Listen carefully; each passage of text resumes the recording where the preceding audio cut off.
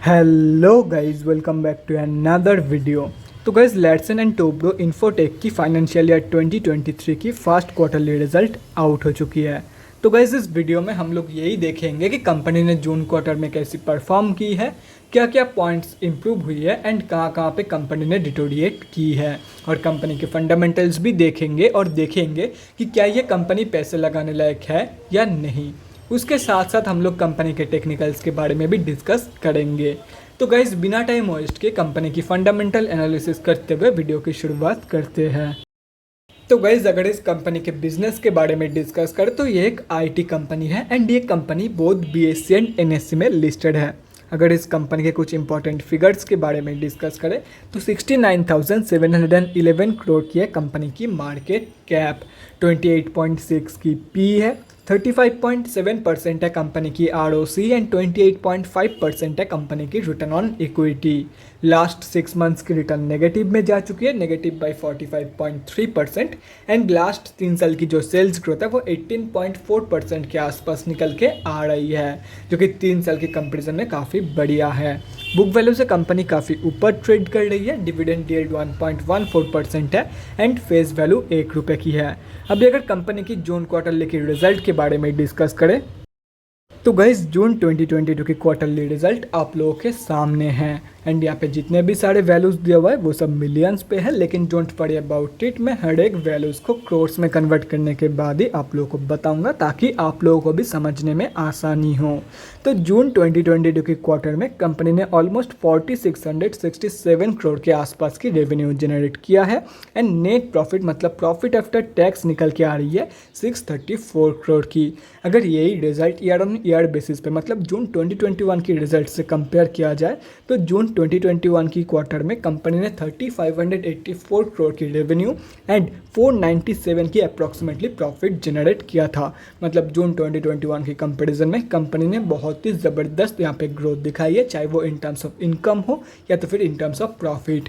और यही अगर क्वार्टर ऑन क्वार्टर बेसिस पे मतलब लास्ट क्वार्टर के बेसिस पे देखा जाए तो लास्ट क्वार्टर के बेसिस पे कंपनी ने एक ज़बरदस्त यहाँ पे इनकम ग्रोथ तो दिखाई है, लेकिन नेट प्रॉफिट जो है वो थोड़ा सा कम निकल के आई है कंपेयर टू मार्च 2022 की क्वार्टर, एंड ये सिर्फ और सिर्फ हाई एक्सपेंसेस के वजह से हुआ है। तो गाइज, अगर ऑन पेपर देखा जाए तो जून 2021 की क्वार्टर के कंपैरिजन में कंपनी ने बहुत ही ज़बरदस्त परफॉर्मेंस दिया है इन जून 2022 की क्वार्टर। लेकिन अगर डिटेल में देखा जाए, डिटेल्ड एनालिसिस किया जाए तो मार्जिन जो है वो बहुत ही कम हो चुकी है इन जून 2022 की quarter compare to June 2021।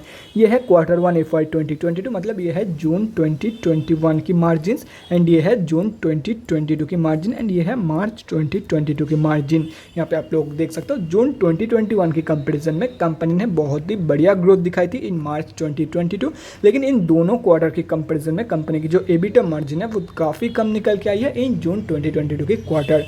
Again EBIT margin में भी सेम सिनेरियो देखने को मिलेगा आप लोग को, एंड अगर नेट इनकम की मार्जिन देखा जाए तो वहाँ पे भी अगेन सेम सिनेरियो आप लोग को देखने को मिलेगा। मतलब अगर ओवरऑल देखा जाए तो जून 2021 की क्वार्टर की कंपैरिजन में काफ़ी मार्जिन्स कम हुई है इन जून 2022 की क्वार्टर। मतलब जून 2020 क्वार्टर की जो ओवरऑल रिजल्ट है वो कुछ खास निकल के नहीं आई है।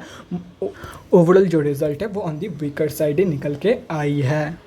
देखो, ग्रोथ तो ज़बरदस्त हुई है लेकिन मार्जिन्स में बहुत भारी गिरावट आप लोगों को देखने को यहाँ पे मिल जाएगी। एंड 18.4% आप लोग को लग रहा होगा कि 0.3% के लिए कितना ही बड़ा गिरावट आप लोग को देखने को मिलेगा, लेकिन ये ट्रस्ट में ये बहुत ही बड़ी गिरावट है एंड यहाँ पे करोड्स की बात हो रही है, मिलियंस की बात हो रही है।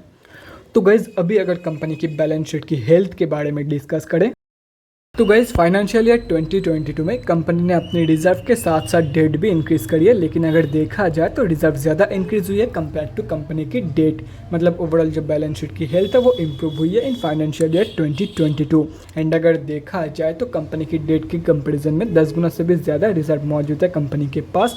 मतलब ओवरऑल जो बैलेंस शीट की हेल्थ है वो भी काफ़ी बढ़िया है। अभी अगर कंपनी के कैश फ्लोज के बारे में डिस्कस करें तो कैश फ्लोज की जो कंडीशन है वो डिटोरिएट हुई है इन FY 2022। FY 2021 में कंपनी के पास पॉजिटिव 234 करोड़ की कैश फ्लोज मौजूद थी, जो कि अभी डिटोरिएट होकर नेगेटिव में जा चुकी है एंड अभी कंपनी के पास नेगेटिव 364 करोड़ के आसपास की कैश फ्लोज मौजूद है। और अगर इस कंपनी की शेयर होल्डिंग पैटर्न देखा जाए तो जून 2022 की शेयर होल्डिंग पैटर्न आउट हो चुकी है एंड जून 2022 के क्वार्टर में प्रोमोटर्स एंड एफआईआईज दोनों ने अपनी होल्डिंग रिड्यूस करी है, डीआईआईज ने बाइंग करी है एंड गवर्नमेंट ने फ्रेश एंट्री करी है इन जून 2022 के क्वार्टर।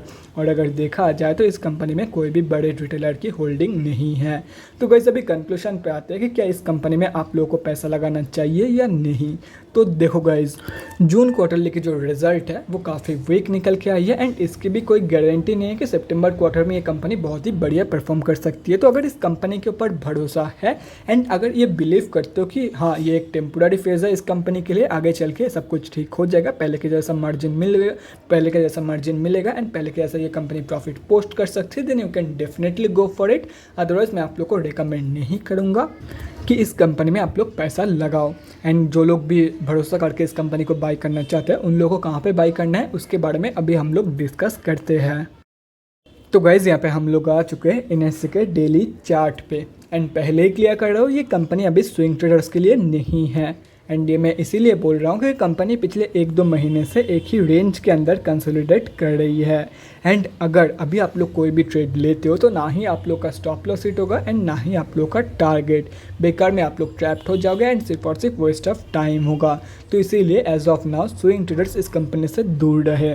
और रही बात जो लोग शॉर्ट टर्म या तो फिर लॉन्ग टर्म के लिए इन्वेस्टमेंट प्लानिंग कर रहे हैं तो उन लोगों को मैं यही सजेस्ट करूँगा, जब ये कंपनी फिर से 200 मूविंग एवरेज के ऊपर क्लोजिंग करेगी तो आप लोग शॉर्ट टर्म या तो फिर लॉन्ग टर्म के लिए इन्वेस्टमेंट प्लानिंग कर सकते हो या तो फिर एंट्री प्लानिंग कर सकते हो। देखो जो लोग लॉन्ग टर्म के लिए जाना चाहता है ना एंड जिन लोगों का भरोसा है वो लोग तो अभी करंट मार्केट प्राइस पे भी एंट्री प्लान कर सकता है, लेकिन जो लोग शॉर्ट टर्म के लिए जाना चाहता है उन लोगों को मैं यही सजेस्ट करूंगा, जब ये कंपनी फिर से 200 मूविंग एवरेज के ऊपर क्लोजिंग करेगी उसके बाद ही शॉर्ट टर्म ट्रेड प्लानिंग करना, उसके पहले नहीं।